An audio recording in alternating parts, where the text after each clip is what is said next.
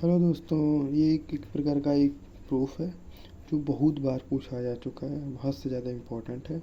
आइए इसका हम लोग देखते हैं प्रूफ। ये क्या है? L of S T minus A क्या है? ई की पावर माइनस ए एस अपन में एस, जहाँ पे एस क्या है? कांस्टेंट।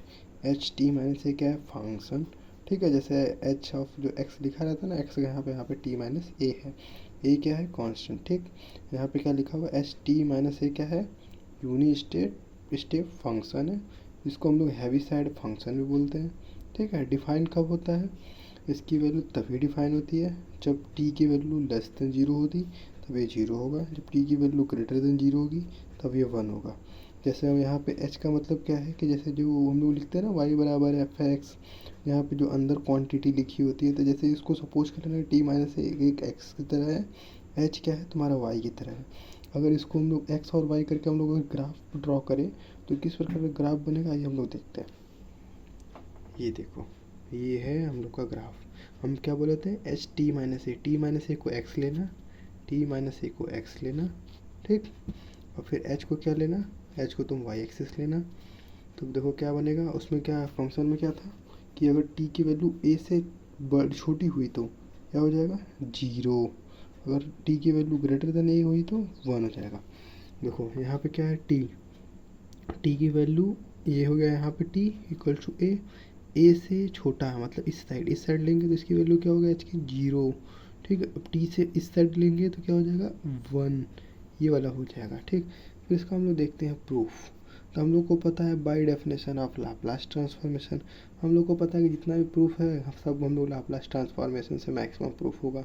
ठीक है, तो लाप्लास ट्रांसफॉर्मेशन का देखते हैं डेफिनेशन क्या होता है। हम लोग जानते हैं एल ऑफ एफ एक्स क्या होता है? जीरो टू इन्फिनिटी होता है, की पावर में S T F x D T होता है। यहाँ पे जो फंक्शन लिखा रहता है वही फंक्शन यहाँ पे हो जाता है। ठीक है, तो यहाँ पे एच टी माइनस ए, तो यहाँ पे H T minus a function हो गया। अब उसके बाद देखते हैं हम लोग को पता है कि इसमें एक गड़बड़ी है। जैसे यहाँ से जीरो से इन्फिनिटी था, ये इन्फिनिटी जीरो से इन्फिनिटी था, तो जीरो से देखो यहाँ से जीरो से इन्फिनिटी है, यहाँ क्वांटिटी क्या हो जाएगी? इन्फिनिटी। यहाँ से इन्फिनिटी हो जाएगा, लेकिन बीच में आ जा रहा है ए पे वैल्यू यहाँ पे ब्रेक हो जा रही है, ये लगातार नहीं है। ए पे वैल्यू ब्रेक होने के बाद क्या है कि ए के बाद नीचे ग्राफ आ जा रहा है। तो यहाँ जिस पॉइंट पे अगर ये ग्राफ टूटता है उस पॉइंट को हम लोग ब्रेक करके अलग सॉल्व करते हैं।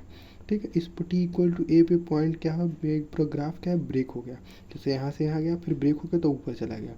तो हम लोग इसी पॉइंट पे क्या करेंगे? इसको डिवाइड कर लेंगे, यहाँ से यहाँ तक को अलग सॉल्व करेंगे, यहाँ से यहाँ तक को अलग सॉल्व करेंगे।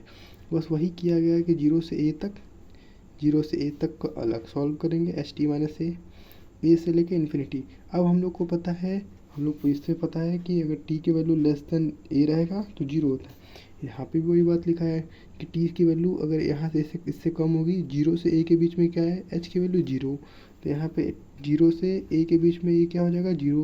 ये पूरी क्वांटिटी क्या हो जाएगा? जीरो। ठीक है, अब ए से देखो, ए से यहाँ टी इक्वल टू ए से इन्फिनिटी पे क्या है? वन।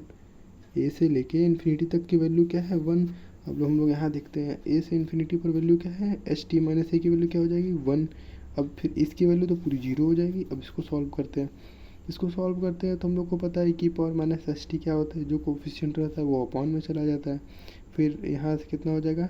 टी इक्वल टू ए से लेके इन्फिनिटी, फिर उसके बाद वन बाई एस कॉन्स्टेंट तो बाहर आ जाएगा। फिर इस पर वैल्यू पुटिंग कर देंगे, ई की पावर माइनस एस टी पे इन्फिनिटी पुट करेंगे, टी की पावर माइनस इन्फिनिटी हो जाएगा। टी ए पुट करेंगे तो माइनस ए हो जाएगा। ई की पावर माइनस इन्फिनिटी की वैल्यू जीरो होती है।